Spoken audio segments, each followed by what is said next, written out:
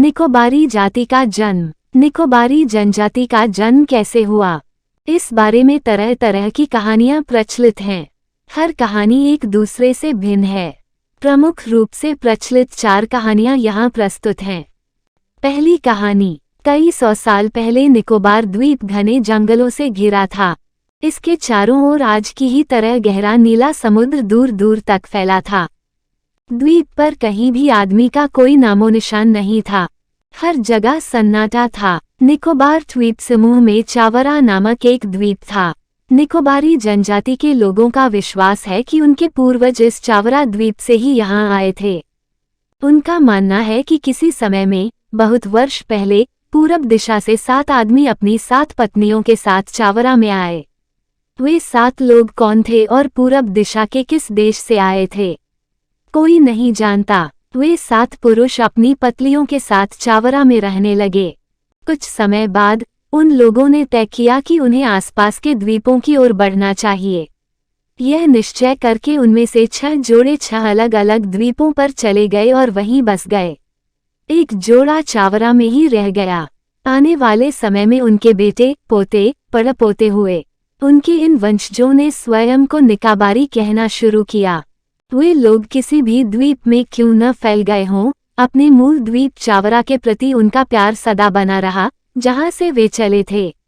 जब भी उन्हें कोई मौका मिलता, वे अपनी डोंगी सागर में डालते और बना रहा, जहां से वे चले थे।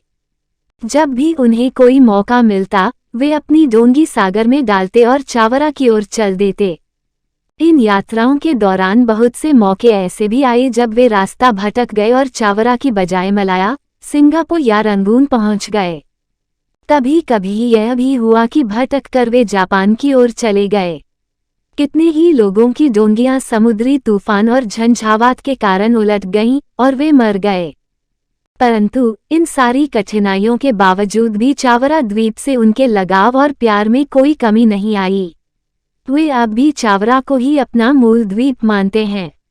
दूसरी कहानी। निकोबार द्वीप में एक बार भारी वर्षा हुई। इतनी भारी कि पूरा द्वीप पानी में डूब गया।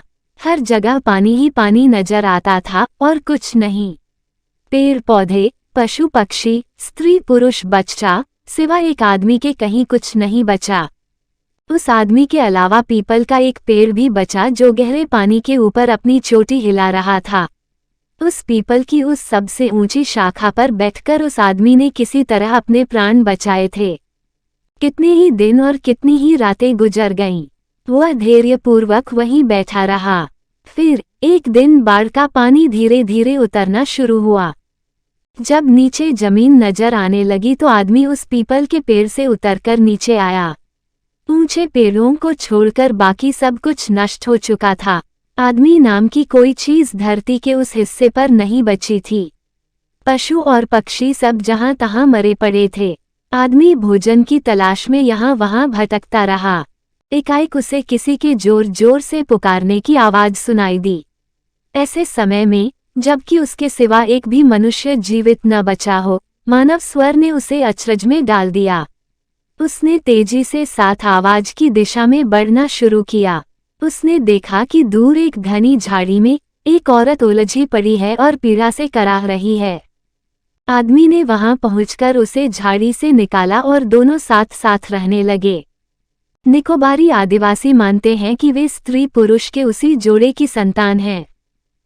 तीसरी कहानी। पुराने समय में निकोबार द्वीप पूरी तरह घने जंगल से घिरा था।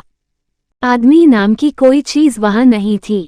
कहा जाता है कि पूरब दिशा के किसी देश की एक राजकुमारी अपने एक दास से प्यार करती थी। उस दास से राजकुमारी को गर्भ ठहर गया। यह खबर जब राजा के कानों में पड़ी तो वह विचलित हो उठा। उसके क्रोध का ठिकाना न रहा। उसने उस दास को मृत्युदंड सुनाकर मरवा दिया। गर्भवती होने के कारण राजकुमारी को उसने मृत्युदंड तो नहीं दिया, परंतु एक बड़े बक्से में उसे जीवित बंद करके समुद्र में फेंकवा दिया। वह बक्सा कई माह तक समुद्र की लहरों के थपेड़े खा खाकर पानी में भटकता रहा। सौभाग्य से एक सुबह अधमृत हो चुकी राजकुमारी वाला वह बड़ा बक्सा एक द्वीप के किनारे पर आ टिका। यह कोई और नहीं, कार निकोबार द्वीप था। निश्चित समय पर राजकुमारी ने एक बेटे को जन्म दिया। बड़ा होकर वह एक सुंदर और ताकतवर नौजवान बना। आज की निकोबारी जनजाति उस नौजवान की ही संतति है। चौथी कहानी। पुराने समय में पानी का एक जहाज निकोबार द्वीप के पास से होकर गुजर रहा था। अचानक बड़ा भयानक समुद्री तूफान उठाया। तूफानी लहरों ने उस जलयान को हल्के पत्ते की तरह किनारे की एक चट्टान पर दे मारा। जलयान चकनाचूर हो गया और डूब गया। उसमें सवार स्त्री पुरुष पानी में इधर उधर बिखर गए। उनमें से कुछ तैरकर और कुछ लहरों द्वारा फेंक दिए जाने के कारण किनारे पर आ लगे। द्वीप से बाहर जाने का कोई साधन उन बचे हुए लोगों के पास नहीं बचा था।